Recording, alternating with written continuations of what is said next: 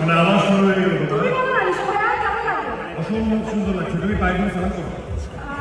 না ওটা একটু বেশি হয়ে যায় বাট ভাই বলছিলাম যে আপনি এখন অনেক সিনেমা করছেন আমার একটা সিনেমা কোরবানিতে না মানে বললাম আর কি মানে একটু মানে এদিনকার যেদিনকা তো আছে তাই না? তাই। তুমি তো কাছের মানুষ বিরোধী।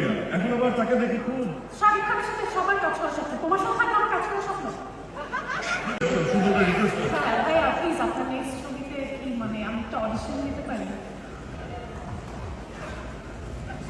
ও মাইক কোথায় এই যে আমার সুযোগটা এভাবে হাতছাড়া হয়ে যাবে না সুযোগটা মিস হয়ে গেল তো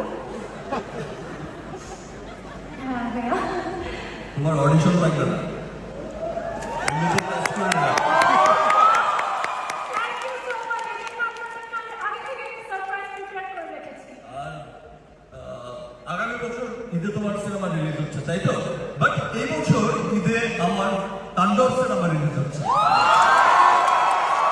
ইতিমধ্যে সবার মনে তাণ্ডব চলছে তাণ্ডব জি এবার ইনশাআল্লাহ দেশের বাইরে থেকে যে তাণ্ডবের ধারা